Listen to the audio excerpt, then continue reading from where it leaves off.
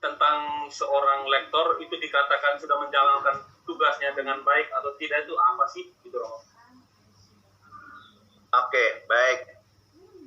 Apa kriteria seorang lektor dikatakan baik atau tidak baik? Ya, yang baik dulu aja ya. Lektor yang baik adalah satu, lektor yang disiapkan. Jadi bukan asal tunjuk, kamu jadi lektor ya, tapi dia disiapkan. Ya, disiapkan itu misalnya apa? Disiapkan itu artinya diberi pembekalan. Pembekalan itu bisa pelatihan membaca, pelatihan berdiri di mimbar sabda, pelatihan untuk didengar bacaannya dan diberi koreksi, masukan, pelatihan untuk menggunakan busana liturginya, yaitu pembekalan.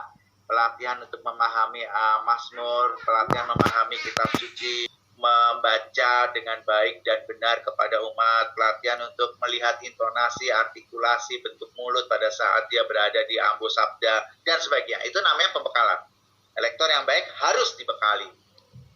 Ya, yang kedua, lektor yang baik bukan hanya dibekali, ya, nggak cukup hanya dibekali, ya.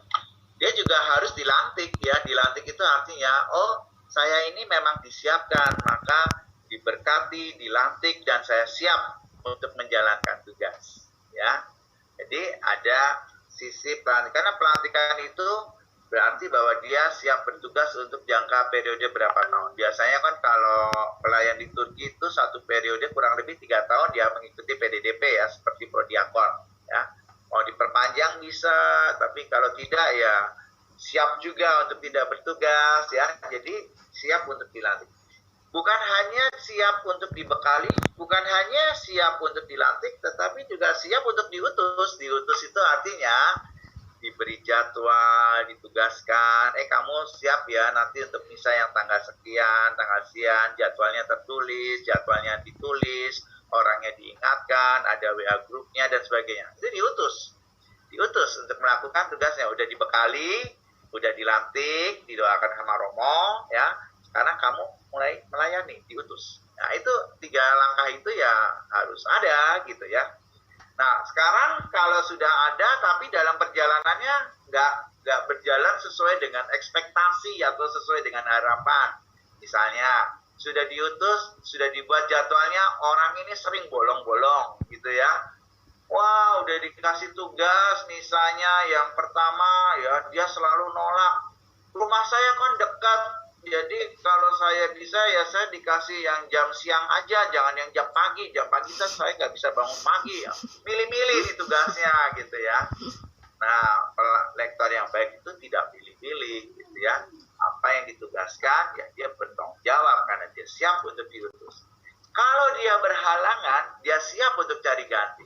Ya, tukeran atau gantian dengan teman yang waktunya lebih bisa atau lebih senggang ya, sehingga dia mampu bertanggung jawab atas jadwal yang diberikan. Kadang-kadang kan pelayan itu suka milih-milih juga ya, saya mau yang pagi, saya nggak mau yang siang, saya maunya yang sore gitu ya. Atau kadang-kadang berdasarkan romonya, saya mau melayani pas si Romo A, saya jangan dipasang di pas si Romo B ya. Saya maunya Romo C nih, Romo C ini Romo favorit saya nih. Romo Re itu Romo hebat di mata saya, jadi saya dipasanginnya kalau pas tugas Romo Re ya. Romo lain jangan ya, amit-amit ya. Nggak boleh begitu juga ya. Pelayan itu siap diutus itu dengan Romo siapapun, dengan pasangan siapapun ya, saya oke gitu. Jadi nggak pilih-pilih.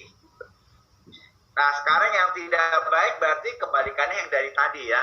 Berarti yang tidak baik itu tidak dibekali. Jadi main tunjuk gitu ya. Mungkin tidak dilantik ya, karena nggak ada periodenya. Kadang jadi lektor seumur hidup gitu ya. Nggak ada periodenya ya. Prodiakon seumur hidup, tapi nggak ada yang lain Romo. Gitu ya, kadang-kadang. Berapa periode Pak jadi prodiakon? Ini periode saya yang keempat. Loh kok bisa 4 kali 3, 12 tahun ya Pak ya, lama sekali. Ya begitulah, nggak ada yang lain Romo. Ya itu kan berarti nggak siap ya, artinya nggak dilantik atau apa itu nggak disiapkan.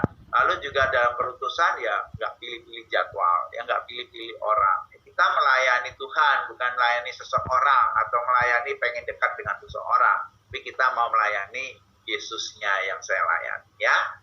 Ya. Begitu saya kembalikan kepada Pak Baik, Emanuel pelantikan dan syarat-syarat gitu ya.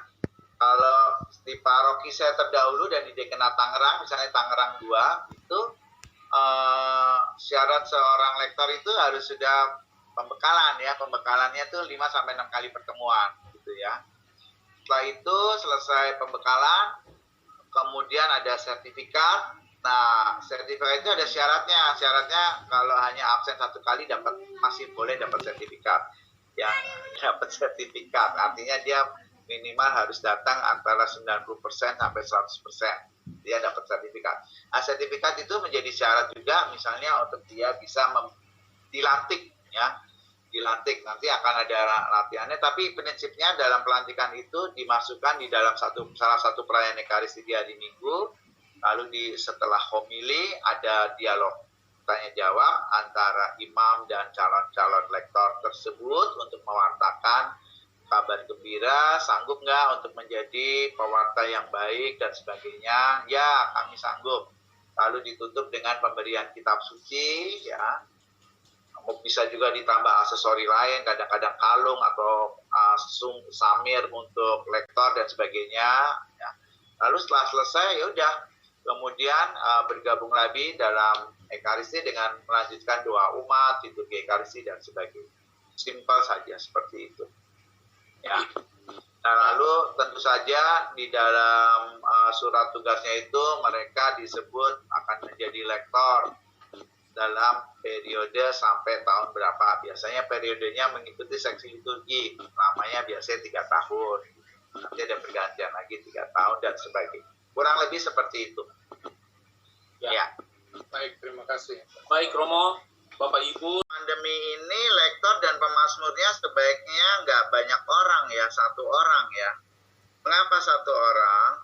Karena kan sekarang berdasarkan kuota untuk misa. Misalnya sebuah paroki diberi kuota 200 orang. Itu artinya yang boleh ada di dalam gereja itu 200 orang.